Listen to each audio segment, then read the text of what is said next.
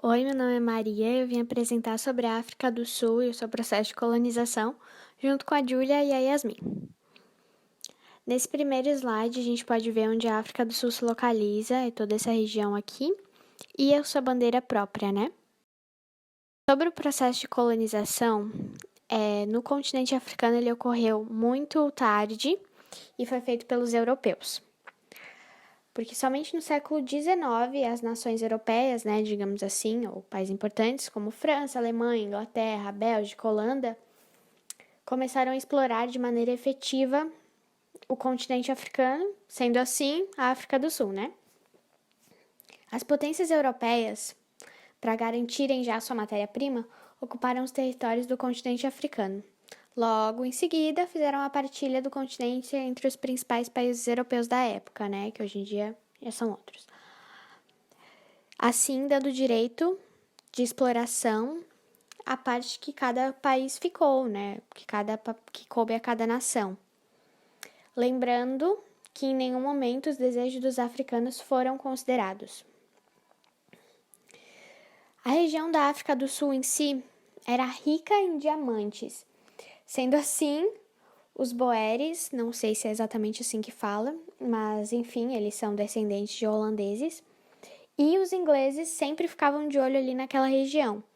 Porém, ocorreram muitos conflitos e os ingleses tomaram conta daquele lugar mais tarde.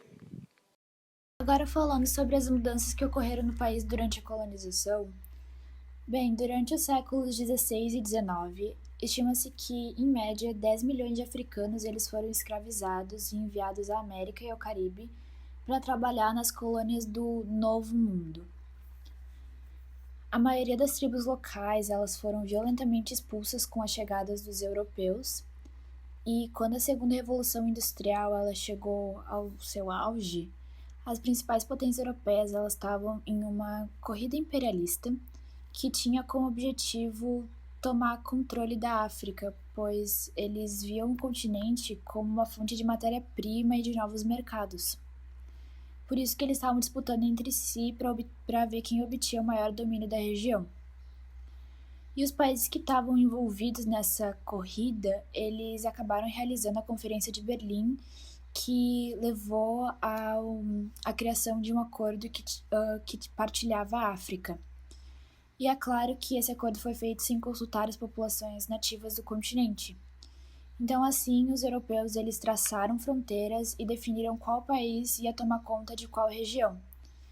A partilha ela é feita de maneira arbitrária e ela não respeitou as características étnicas e culturais de cada povo, o que contribuiu para muitos dos conflitos atuais no continente africano, pois tribos aliadas foram separadas e tribos inimigas foram unidas.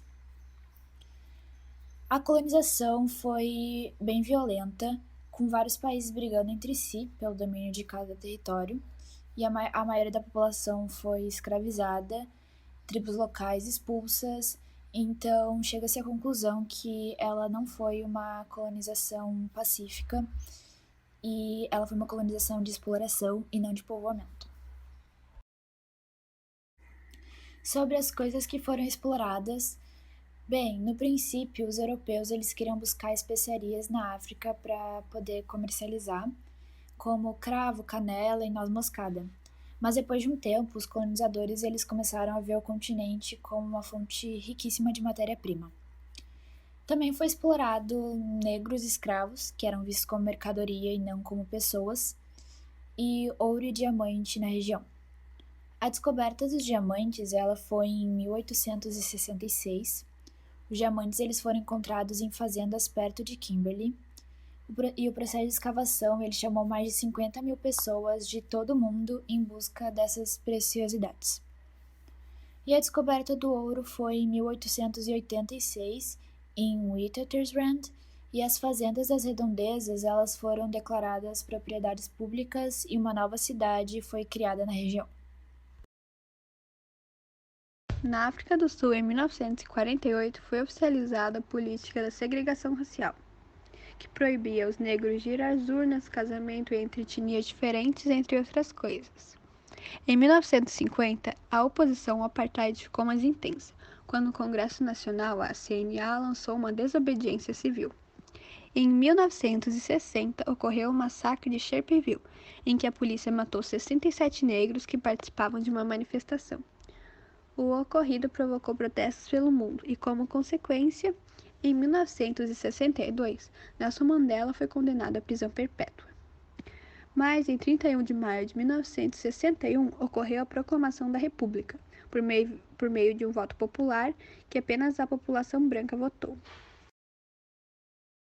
Por volta de 1980, as manifestações populares contra o apartheid se intensificaram. A ONU tentou dar um fim à política praticada no país. O presidente Pita Botha promoveu reformas, mas mesmo assim manteve os aspectos do regime racista. Em 1989, Frederick de Klerk entra no poder e ocorrem diversas mudanças. Em 1990, Nelson Mandela foi liberado, a CNA recuperou a legalidade e Klerk revogou as leis raciais. Em 1992, 69% dos eleitores brancos votaram pelo fim do apartheid.